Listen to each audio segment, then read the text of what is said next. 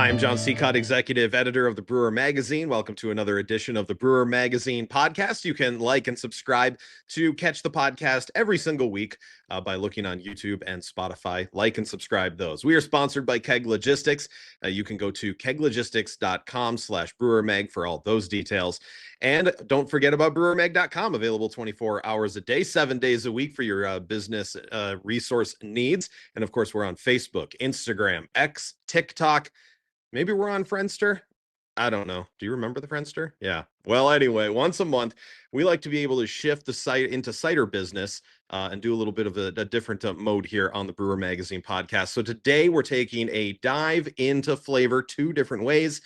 And it's not the ways that you exactly think of when it comes to flavor and cider. Charles Talbott of Talbott Cider is sharing with us on the Cider Business podcast today on two new launches for the Colorado Cidery involving food and shandies. Now, the Cidery has launched a Southwest-inspired eatery while also debuting a lemon-forward cider shandy. So Talbott is really doubling down on innovative ideas, and we're going to dig into the why with him behind their new food concept, along with the strategy behind Pocket Shandy and that release and how it's been going, and maybe give other cideries like you that are listening that you can take something away from this. So let's check it out. This Brewer Mag podcast is sponsored by Keg Logistics. Now's the perfect time to review your keg management strategy.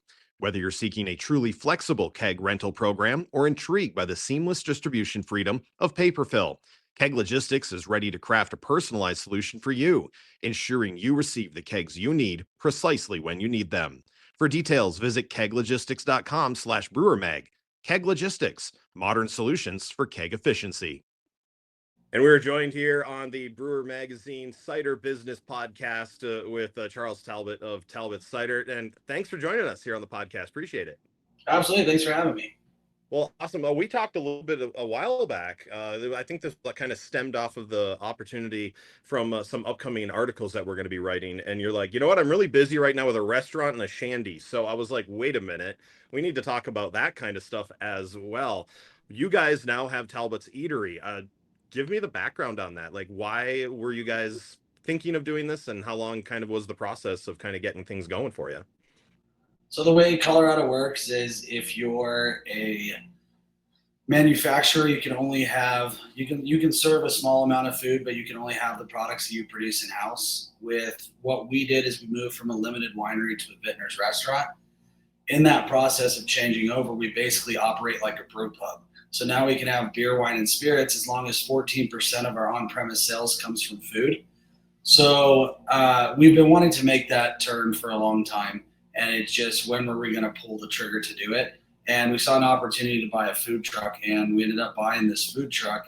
And it stemmed from there. My brother and I sat down and talked about what type of food we can do that really represents Western Colorado, represents, our area and what we grow well around here. And so we settled on Southwest food. There's not really a lot of Southwest options here, at least where we live. More Durango, Utah, Arizona, you're going to see a lot more of that. There used to be a lot more here, but there's just not anymore. Most of what we see is pretty corporate restaurants. So we designed a menu that had a very small all-hand stuff, everything from empanadas to sliders.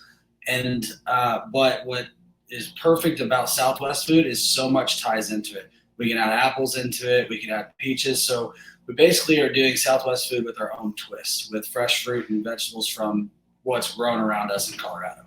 And that's really awesome. But I do got to say, there are specials, obviously, that you guys have. And I wanted to bring in your 4th of July special because we need to talk about this thing. Look at how big that hot dog is. So, holy smokes. Palisade Brewery. So we both wanted to run specials. We work a lot with Palisade Brewery here. And so they bought a 9-inch corn dog. And so I talked to our Cisco rep and I was like, look, I need something bigger, more American, and more in their face. And they were like, we got a 12-inch Nathan's dogs. And I was like, sweet, let's make it Southwest. So again, it goes back to, we took a regular item and we were like, how can we make it Southwest? So we put 2 slices of cheddar jack cheese on it. We pickled onions in our fresh apple cider vinegar that we make. And then the hot dog and pickled onions. It was unbelievable. That looks amazing. And Joey Chestnut not around, so you didn't run out in 10 minutes. So that's pretty Yeah, good. no, fortunately. Well, once people saw it, that was the best part about it. I would say overall, from a marketing aspect, is anyone who ordered one or ate one took a picture and posted it on social media and tagged us. So it worked out really, really well. That's awesome.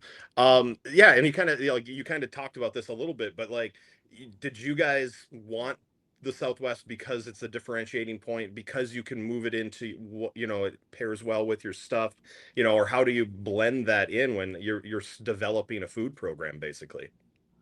So I think if you're going to produce anything, uh, you need to do it well. I think in this day and age, the brewing industry is becoming more and more competitive, and unfortunately, we're seeing more breweries close, continuing to, especially in Colorado. And if you're going to be successful, in my opinion, you have to offer quality food.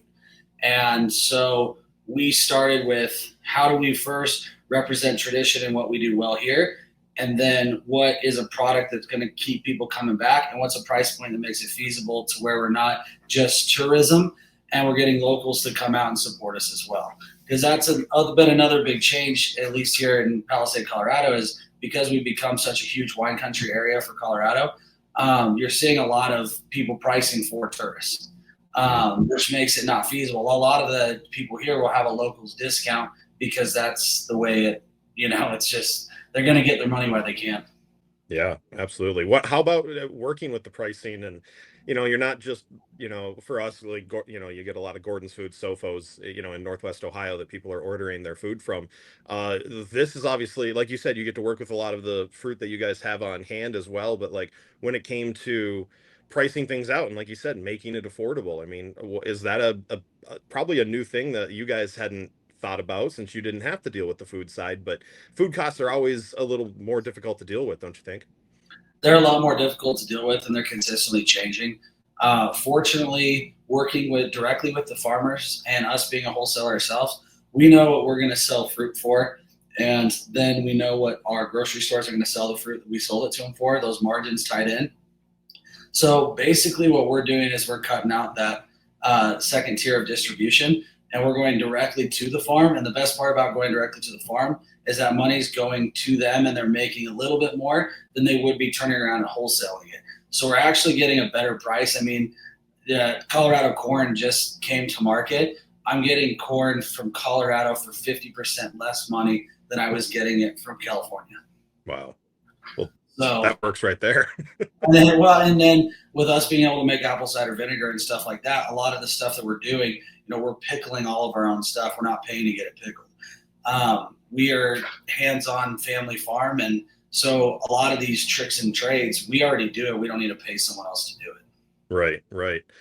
It opened Mayish, I think you guys opened. Is that when things finally started getting going?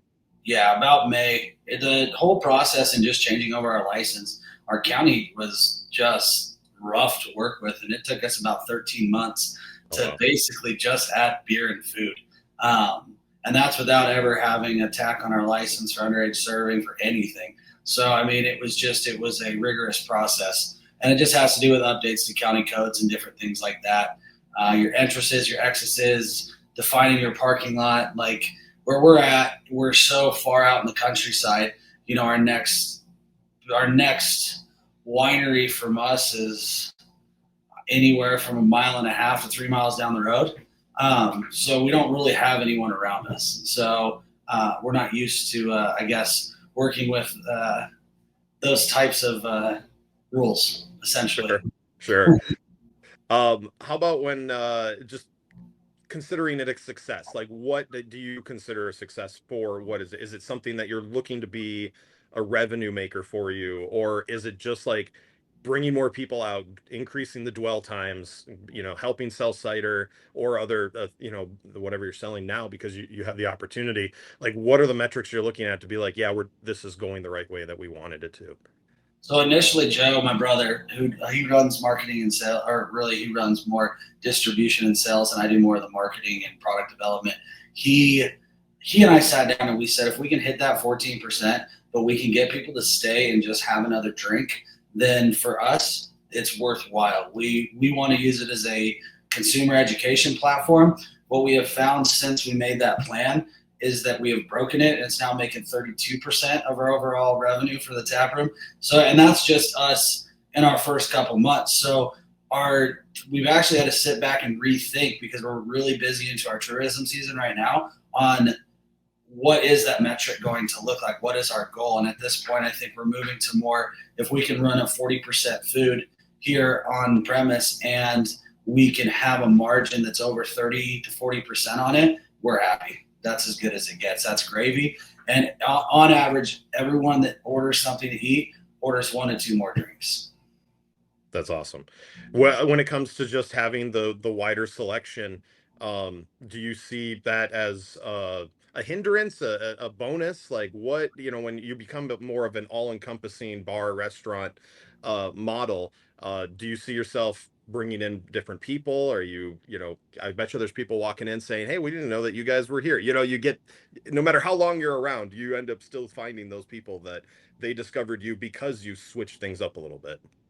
Yeah, I would say we've increased our overall people that are going to come to the tap room and just offering food, because there's no one, where we're located in Palisade, there's no one on East Orchard Mesa that offers food until you get 6 miles down the road, and it's a pie shop. So there's not really a restaurant. You have to go into town.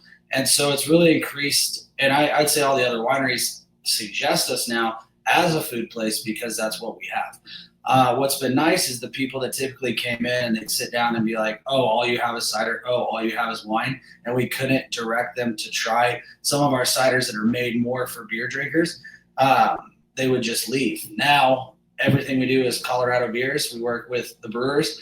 Everything that we're trying to do is, initially, we just have Colorado beer on draft. Our overall goal is to only have collaborations on tap. So our collaboration, the Palisade Peach Wheat with Breckenridge Brewery, with Palisade Brewery, we do a hazy peach IPA that we'll be putting on. But the ultimate goal is to move to fruit-focused beers and just continue to push that farm education side and just make it different. Same with the distilling. We're working with Peachtree Distillery and Breckenridge Distillery, and they're batching up our cocktails for our menu that is using Colorado fruit to just continue to build that consumer education. That's pretty cool. And it makes you kind of rethink yourself in a business model as well. I mean, is this what a modern cider tap room can be going forward? I think, I know on the beer side, we talk about this so much, and I think the cideries are starting to see that as well, is like, you put food in front of people, you will have a longer stay. Yeah. And one of our fears was if we had beers and stuff, it would cannibalize the sales of hard cider, and it truly hasn't.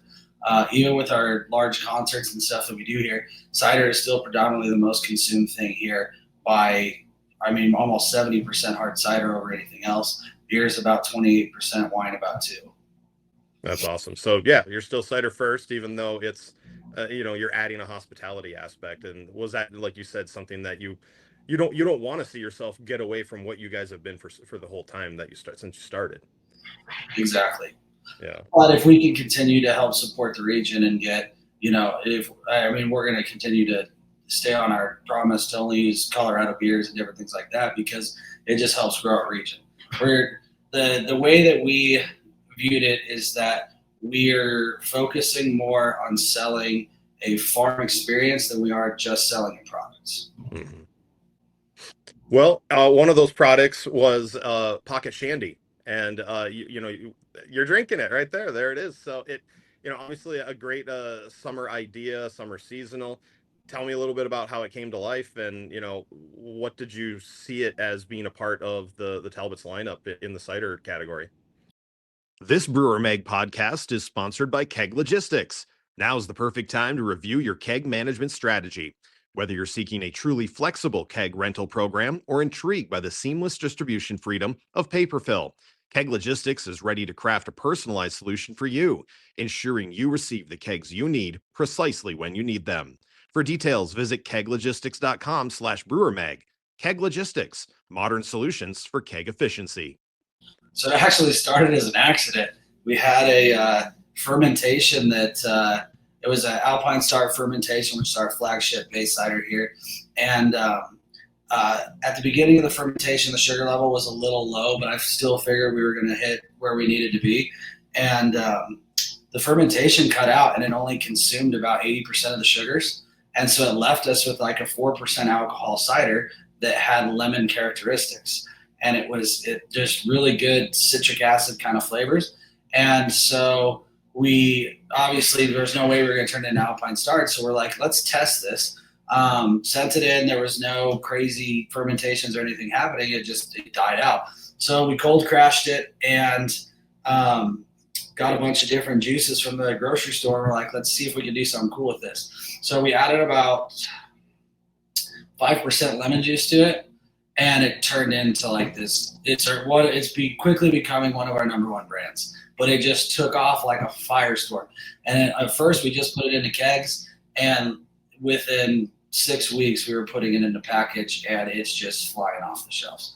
We have a winery right down the street from here, Restoration Vineyards. They carry 4 to 5 of our products, depending, and they usually go through about 2 to 3 cases a week of each. This one, as soon as they put it on, it's 5 cases a week, and it didn't take away from the others.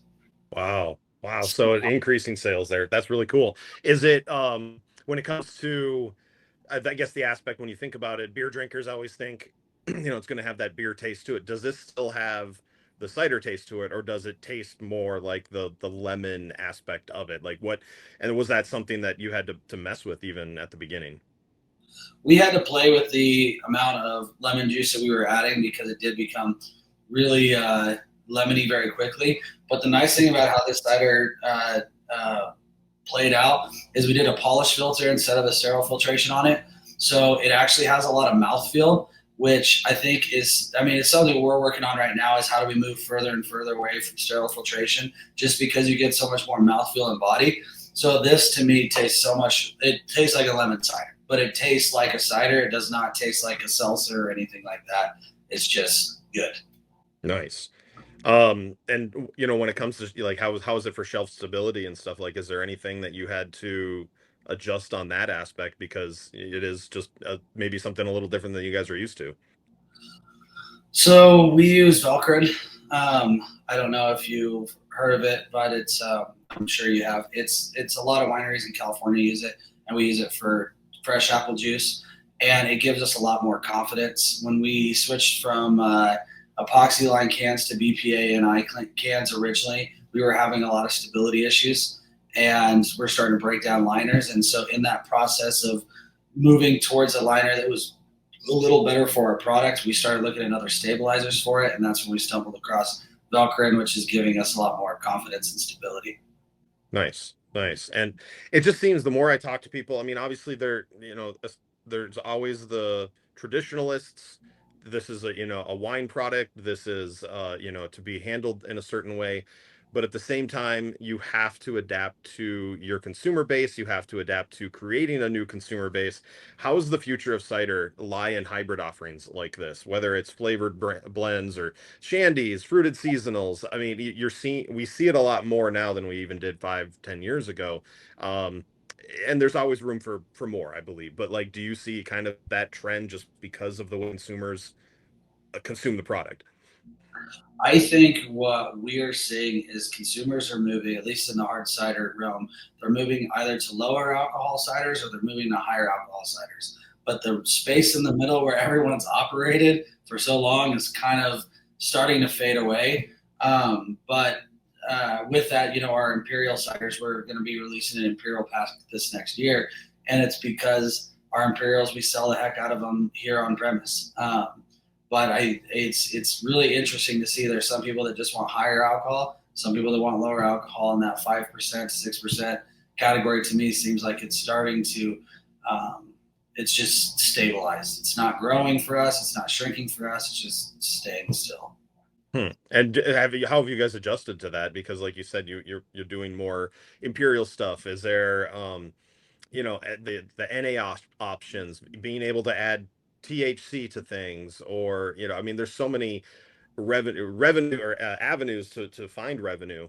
Is the board open for you guys? How do you approach innovation? For us, everything we do, we test in the tap room, and then we have a couple accounts throughout the state of Colorado that if it flows in those accounts, it means it's probably going to be good. That's been kind of our metric of measuring.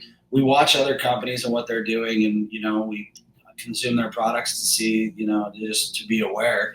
And as we progress, we watch what seems to be becoming popular, and we're not necessarily trend chasers, I would say, but we look at the things that are growing and find something similar that we could produce that's not the same, but it's, if right now what I'm seeing is that like anything citrus is growing, which is weird. Mango, orange, lemon, these different flavors seem to be really, really popular right now, at least in hard cider. Well, that's awesome. And like you said, I mean, it's a fast grower for you guys. And I mean, you're only looking at it. I mean, when did the Shandy launch? But then to see, you don't even have a lot of data to work off of yet to see how much this can go. Probably, I think we launched it in I want to say it was like April, May. And so, yeah, we haven't even made it through a full year with it yet. And we are going to start working with, we just got approved in Kansas and Missouri, and we're going to sit down with Hy-Vee this fall, which is one of our large fruit customers. And this is one of the first products that we're going to try to push with them to see if we can get some traction there. And there's innovation in that little segment right there as well. I mean, Shandies can do a lot right now. Yeah, and I think a lot of what you're doing right now when it comes to product development and so on and so forth is, what is your business? What do you want to see your business be like?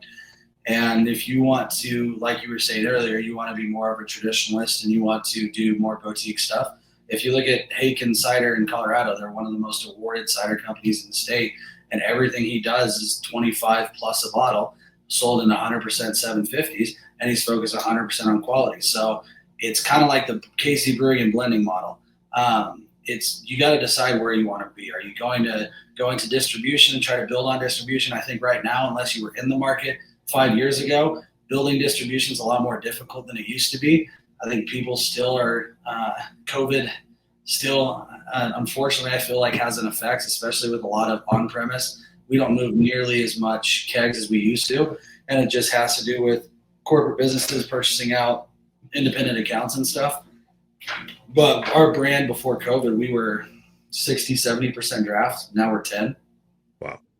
So it's, what do you want to be and what do you want to do?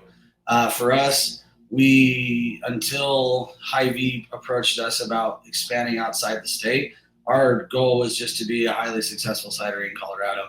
We weren't planning on growing outside of that, but if there's opportunity, we're going to take the opportunity where it's at. Very awesome.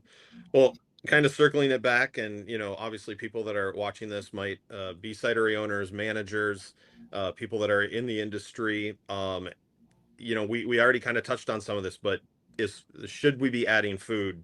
Should we be launching something like a Shandy? I mean, what would you really say? I mean, has it been worth the effort over this last 6 months or so since you guys have launched these two different kind of revenue makers for you guys?